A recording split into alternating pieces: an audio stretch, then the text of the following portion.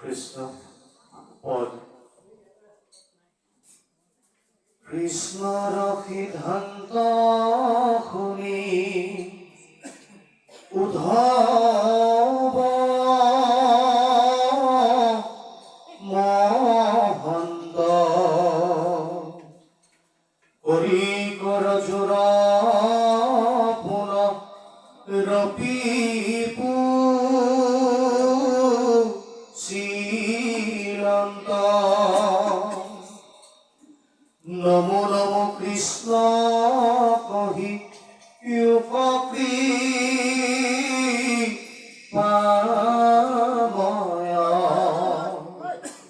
তুমি বিনা কোনে মোৰ চিৰিবে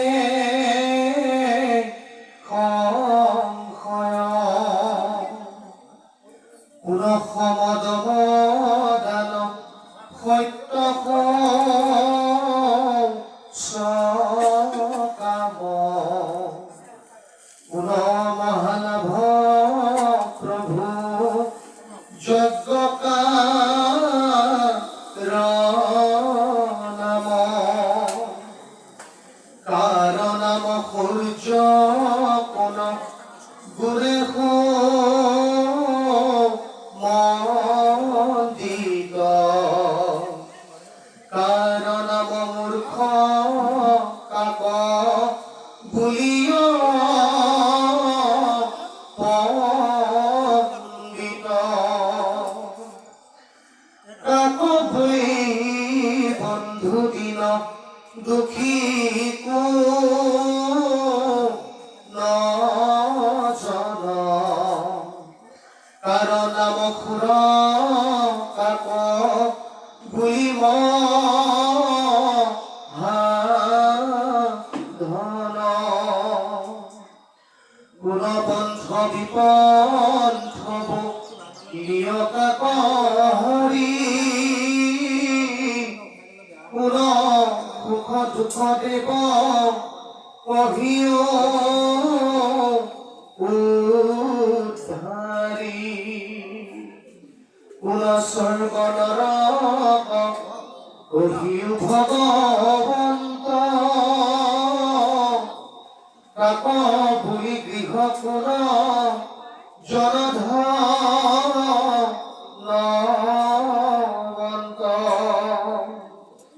কোনোবা ঈশ্বৰয়নি ঈশ্বৰ কোন প্ৰাণী কহি কোৱা মাতবি চাৰিশ পানী আমি আপুনি সৰ্বজ্ঞ জগতৰে অন্তৰ্যামী তোমাৰ তপস্বীৰে জীবা নজানো আমি তাক প্ৰভু ভালো মতে কহিওয়া মাত কৰো হেৰা শৰণত পৰিপ্ৰণিপাত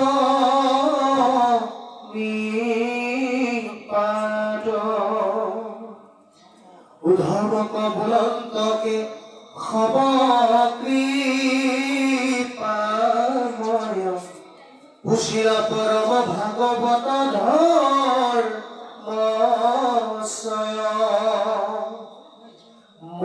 মহাজনে যাব নজানে সাক্ষাৎ কৰি ভুৱেকত মূৰ সন্মত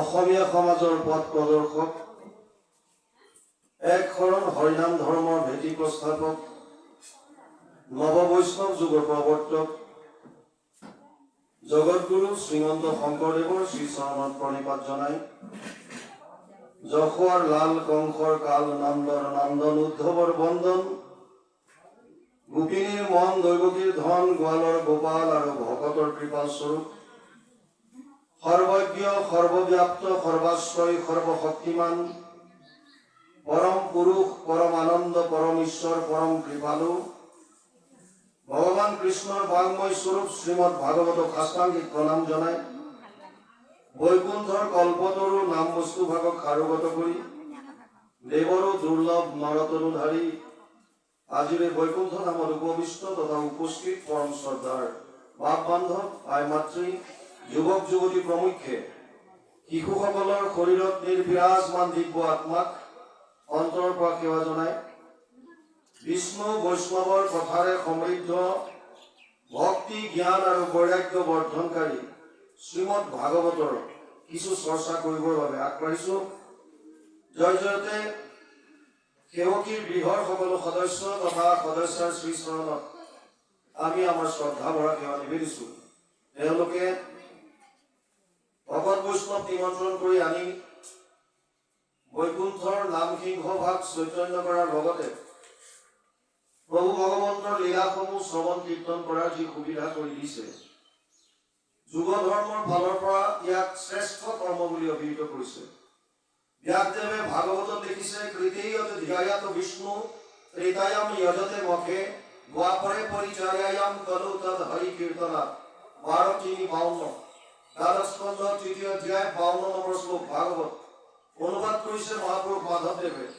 তেওঁৰ অনবদ্য গ্ৰন্থ নামঘোষাত যুগ ধৰ্ম নিৰ্ণয় 399 পদ যোগাত মহাপুৰুষে লিখিছে, সত্য যুগে ধ্যান, ত্ৰেতা যুগে যজ্ঞ, দ্বাপৰ যুগত পূজা, কলিত হৰিৰ কীৰ্তন বিনাই আওৰ নাহিকে পূজা। যুগ ধৰ্মৰ ফালৰ পৰা আমি দৈনন্দিন জীৱনত যি তিনিটা তাপ পাই আছো, আদি দৈবিক, আদি ভৌতিক আৰু আধ্যাত্মিক। আদি দৈবিক যিবিলাক দ্ৰব্য দোষত আমি কষ্ট পাইছো, ভূমিকম্প আহিল, ধুমুহা আহিল, বানপানী আহিল, বিভিন্ন ধৰণৰ দৈবিক যিবিলাক সন্তাপ আৰু কিছুমান আমি প্ৰাণীৰ পৰা পাওঁ, আদি ভৌতিক। ভূত মানে প্ৰাণীক বুজাইছে। কুকুৰে কামুৰিলে, মেকুৰী আচুৰিলে, মানুহে মানুহক শাস্তি দিলে, বিভিন্ন ধৰণৰ প্ৰাণীৰ পৰা তাপবিলাক আদি ভৌতিক বুলি কৈছে। আৰু এটা হৈছে আধ্যাত্মিক তাপ। আধ্যাত্মিক তাপ দুই ধৰণৰ, এক হৈছে শাৰীৰিক আৰু এক হৈছে মানসিক। শাৰীৰিক অসুস্থতাৰ কাৰণেও আমি কষ্ট পাওঁ আৰু কিছুমান মানসিক তাপে আমাক পীড়িত কৰি ৰাখে। এই তিনিও তাপৰ পৰা পৰিত্ৰাণ পাবৰ বাবে প্ৰভু ভগৱন্তৰ মায়াৰ পৰা উদ্ধাৰ পাবলৈ, লগতে হৃদয়ত পৰম আনন্দ লাভ কৰিবলৈ কলিযুগত যদি কিবা সহজ আৰু সুগম মাৰ্গ আছে, সেয়া কৈছে কেৱল আৰু কেৱল কৃষ্ণৰ একান্ত শৰণ, সমস্ত ভূতক বিষ্ণুময় ভাৱ আৰু প্ৰভু ভগৱন্তৰ লীলাসমূহৰ শ্ৰৱণ আৰু কীৰ্তন। সেয়ে যিসকলে সকামভাৱে হওক, নিষ্কামভাৱে হওক, এনেধৰণে ভকত বৈষ্ণৱ নিমন্ত্ৰণ কৰি আনি প্ৰভু ভগৱন্তৰ লীলাসমূহ শ্ৰৱণ কীৰ্তন কৰাৰ সুবিধা কৰি দিয়ে, তেওঁলোক শ্ৰদ্ধাৰ পাত্ৰ, সেৱাৰ যোগ্য। আমি পুনৰবাৰ সেৱকীৰ গৃহৰ সকলো সদস্য তথা সদস্যৰ শ্ৰীচৰণত আমাৰ শ্ৰদ্ধা ভৰা সেৱা নিবেদিছো। আপোনালোক সকলোৱে জানে, বৰ্তমান অসমত ভাগৱতৰ এক জোৱাৰ উঠিছে। চৌদিশে কেৱল ভাগৱতৰ চৰ্চা হৈছে। প্ৰত্যক্ষভাৱে এনেকৈ হওক বা ছচিয়েল মিডিয়াৰ জৰিয়তে মানুহে ভাগৱত শ্ৰৱণ কৰা আৰম্ভ কৰিছে। ব্যাসদেৱে পদ্ম পুৰাণত 18খন পুৰাণৰ দ্বিতীয়খন ডাঙৰ পুৰাণ হৈছে পদ্ম পুৰাণ। আটাইতকৈ ডাঙৰ পুৰাণখনৰ নাম হৈছে স্কন্ধ পুৰাণ, য'ত 81,100টা শ্লোক আছে। দ্বিতীয়খন ডাঙৰ পুৰাণ হৈছে পদ্ম পুৰাণ, য'ত 55,000 শ্লোক আছে। এই পদ্ম পুৰাণৰ শেষৰ খণ্ডটোত, যাক আমি উত্তৰ খণ্ড বুলি কওঁ, তাত 6টা অধ্যায়ত ভাগৱত মাহাত্ম্য নাম দি ব্যাসদেৱে ভাগৱতৰ মহিমা গাইছে। তাত তেওঁ এটা কথা লিখিছে, এতদস্মাৎ পৰম কিঞ্চিত মন শুদ্ধেন বিদ্যতে জন্মান্তৰে ভৱেৎ পুণ্যম তদা ভাগৱতম লভেৎ।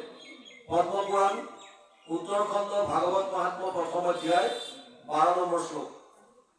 ব্যাসদেৱে কৈছে, মানুহৰ মনৰ ভাৱ শুদ্ধিকৰণৰ কাৰণে ভাগৱততকৈ শ্ৰেষ্ঠ গ্ৰন্থ আন একো নাই। কিন্তু ভাগৱত কোনে শুনিবলৈ পায়? জন্মান্তৰে ভৱে পুণ্যম দ্বাৰা ভাগৱতম লভে। বহুত জন্মৰ পুণ্য সঞ্চিত হলেহে ভাগৱত শ্ৰৱণ কৰিব পাৰে। বৰ্তমান যদি আমি সমাজত চাওঁ, তেতিয়া আমি দেখা পাওঁ যে ভাগৱতৰ বহুল প্ৰচাৰ হৈছে আৰু মানুহে ভাগৱত শ্ৰৱণ কৰিছে। ব্যাসদেৱৰ শ্লোকটোৰ ফালে যদি আমি অকণমান লক্ষ্য কৰোঁ, তেতিয়াহ'লে তেওঁ লিখিছে যে ভাগৱত শ্ৰৱণ কৰিলে মানুহৰ ভাৱ শুদ্ধ হ'ব। এটা ডাঙৰ কথাটো হৈছে, আমি দিনটোত ৰাতিপুৱা সাৰ পোৱাৰ পৰা বুলি ৰাতিলৈকে যিমান কৰ্ম কৰোঁ, এই প্ৰত্যেকটো কৰ্ম আমাৰ ভাৱৰ প্ৰতিস্ফলন মাত্ৰ। যাৰ যেনেকুৱা ভাৱ, ই তেনেকুৱা কৰ্ম কৰে। ভাৱত যদি শুদ্ধতা নাথাকে, তেতিয়াহ'লে কৰ্মত শুদ্ধতা নাহে। আৰু ভাৱৰ শুদ্ধতাৰ কাৰণে ব্যাসদেৱে কৈছে ভাগৱততকে শ্ৰেষ্ঠ গ্ৰন্থ নাই। আৰু সেইখন গ্ৰন্থই আমি ৰেগুলাৰ ভাৱে শ্ৰৱণ কৰিছো। এইফালৰ পৰা চাবলৈ গ'লে আমাৰ মনৰ ভাৱবিলাক শুদ্ধ হ'ব লাগিছিল। আৰু যদি আমাৰ মনৰ ভাৱ শুদ্ধ হয়, তেতিয়াহ'লে সমাজত কোনো ধৰণৰ অপকৰ্মবিলাক হ'ব নালাগিছিল। চোৰ ডকাইত, ধৰ্ষণ, লুণ্ঠন, হিংসা, দ্বেষ এইবিলাক হ'ব নালাগিছিল। কিন্তু সমাজলৈ চালে দেখা যায় ভাগৱতৰ প্ৰচলনৰ সমান্তৰালভাৱে চোৰ হৈ আছে, ডকাইত হৈ আছে, ধৰ্ষণ হৈ আছে, লুণ্ঠন হৈ আছে, ঈৰ্ষা, হিংসা, দ্বেষ, কাম, ক্ৰোধ চব সমান্তৰালভাৱে চলি আছে। এফালে ভাগৱতো চলি আছে আৰু এফালে সমাজত অপকৰ্ম হৈ আছে। তাৰ মানে খেলি মেলিটো ক'ত? এক নম্বৰ, হয়তো আমি যেনেকৈ শ্ৰৱণ কৰিব লাগে তেনেকৈ শ্ৰৱণ কৰিব পৰা নাই। দুই নম্বৰ কথা হ'ব পাৰে, যিসকল আলোচক বা ব্যাখ্যাকাৰ আপোনালোকে নিমন্ত্ৰণ দিয়ে, আমি হয়তো ভাগৱতৰ তত্ত্বসমূহ শ্ৰোতাৰ হৃদয় স্পৰ্শ কৰি সোমোৱাই দিয়াত বিফল হৈছো। 3 নম্বৰ কাম হ'ব পাৰে, কাৰণ যদিও ইমান চৰ্চা চলিছে, এতিয়াও হয়তো এটা চামে নিজকে ভাগৱত শ্ৰৱণৰ পৰা আঁতৰাই ৰাখিছে। কাষতে হৈ আছে, মোৰ শুনিবলৈ মন নাই। ভাগৱত হৈ আছে, কিন্তু মোৰ শুনিবলৈ মন নাই, গতিকে মই তাত যোৱা নাই, মন দিয়া নাই। অনুষ্ঠানত অহাৰ পাছতো বহুতে মন দি নুশুনে, গ্ৰাম্য কথাত লাগি থাকে, মন নাই শুনিবলৈ। আৰু 4 নম্বৰ কথা হ'ব পাৰে, শুনাটো শুনিছো, বুজাটো বুজিছো, কিন্তু ভাগৱতৰ মতে চলিবলৈ মন নাই। ভগৱান কৃষ্ণ শান্তিদূত হৈ হস্তিনাপুৰলৈ গৈছে। দুৰ্যোধনক কৈছে, হে দুৰ্যোধন, তুমি কুৰুক্ষেত্ৰৰ যুদ্ধখন এতিয়াও নোহোৱাকৈ ৰাখিব পাৰা। তোমাৰ ওপৰতে কথা গোটেইখিনি। কি কৰিব লাগিব? 5খন মাত্ৰ গাঁও দিয়া, মই পঞ্চ পাণ্ডৱক বুজাই দিম। তেওঁলোকে আৰু যুদ্ধ নকৰে। 5 জনৰ কাৰণে 5খন গাঁও দি দিয়া। দুৰ্যোধনে কৈছে, 5খন গাঁওটো দূৰৰ কথা, মই বেজীৰ আগত উঠা মাটিখনো বিনা যুদ্ধে দিব নিবিচাৰো, বা মই নিদিওঁ। ভগৱান কৃষ্ণই দুৰ্যোধনক প্ৰশ্ন কৰিছিল, দুৰ্যোধন, তুমি ধৰ্ম কি জানানে নাই?